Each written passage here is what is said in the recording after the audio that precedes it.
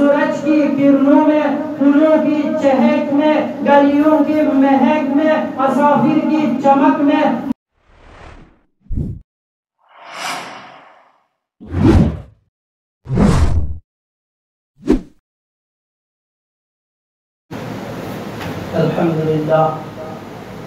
الحمد لله الذي لم يتخذ ولدا ولم يكن له شريك في الملك ولم يكن له ولي من الذل وكبره تكبيرا. والصلاة والسلام على سيدنا ومولانا محمد وعلى آل سيدنا ومولانا محمد وآله وصحبه أجمعين. أما بعد، قال الله تبارك وتعالى في محكم كتابه وهو أصدق القائلين: أعوذ بالله من الشيطان الرجيم، بسم الله الرحمن الرحيم، إن هذا القرآن يهدي للتي هي أقوم. وقال النبي صلى الله عليه وسلم: القرآن حجة لك وعليك. صدق الله العظيم وصدق رسوله النبي الكريم، ونحن على ذلك لمن الشاهدين والشاكرين، والحمد لله رب العالمين. اللهم صل على محمد في أول كلامنا، اللهم صل على محمد في أوسط كلامنا، اللهم صل على محمد في آخر كلامنا. وہ معزز تھے زمانے میں مسلمان ہو کر، وہ معزز تھے زمانے میں مسلمان ہو کر، ہم ذلیل و خوار ہوئے تارک قرآن ہو کر. اساتذہ کرام، طلباء اعظام، بلبلانی مکتب توحید، السلام علیکم ورحمۃ اللہ وبرکاتہ. آج گفتگو کے لیے جس عنوان کو انتخاب کیا گیا وہ ہے عظمت قرآن.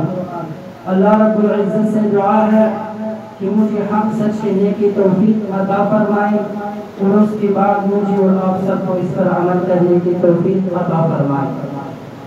سامعین محترم، قرآن کریم عظیم الشان، حیرت انگیز اور تاریخ ساز کلام ہے، جس کی عظمت کی کوئی انتہا نہیں اور جس کے مقام و مرتبہ کا کوئی اندازہ نہیں لگا سکتا.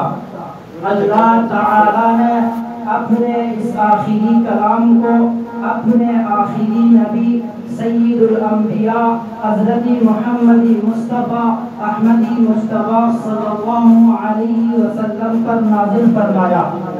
مقدس ترین کلام کو عظیم ترین افضل ترین ہستی پر مبارک ترین مہینے میں عظمتوں والی رات میں برکتوں والی سرزمین پر نہایت امانتدار حضرت جبرائیل علیہ السلام کے ذریعے نازل فرمایا. یہ ایک حقیقت ہے کہ قرآن ایک بے مثال کتاب ہے. ہدایت اور اصلاح، انقلاب اور تبدیلی، ظاہر اور باطن کی درستی، دنیا اور آخرت کی تمام تر فلاحیوں اور کامیابیوں کو اللہ تعالی نے اس قرآن میں جمع کر رکھا ہے. قرآن کریم ہی نے دنیا میں انقلاب برپا کیا، اور جنہوں نے قرآن کو تھاما اور اس کی تعلیمات پر عمل کیا اور اس کے حقوق کو ادا کیا، وہی لوگ دنیا میں انسانوں کے امام، قائد اور رہنما بنے.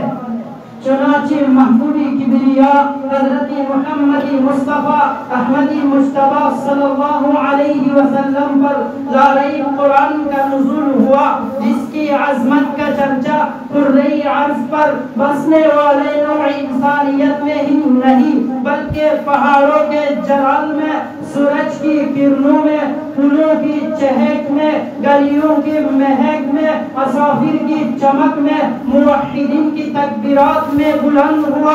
یا یوں کہو کہ چشم فلک نے اپنی تعویل اداہوں میں کیسی ایسی نرالی کتاب کا نظارہ نہیں کیا ہوگا جہاں عالمی اسلام نے قرآن کی عظمت کو تسلیم کیا. مشرکین نے بھی اپنے بغض و تعصب کے باوجود قرآن کی عظمت پر سری تسلیم خم کیا. عزیزان من، یہ قرآن کی عظمت اور رفعت ہے جس کو طاغوتی طاقتوں نے بھی تسلیم کیا. جب مکہ کی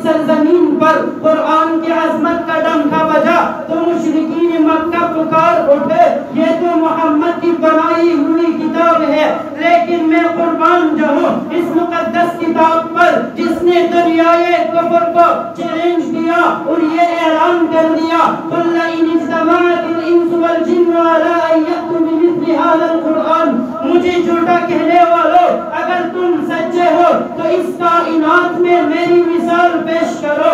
دشمنانی خدا دشمنانی رسول صلی اللہ علیہ وسلم گھٹنے ٹیکنے پر مجبور ہوئے مگر قرآن کی مثال پیش نہ کر سکے. پھر قرآن بطور فخر اپنی شہنشاہی اعظم کا تعارف کرایا وَإِلَٰهُكُمْ إِلَٰهٌ وَاحِدٌ.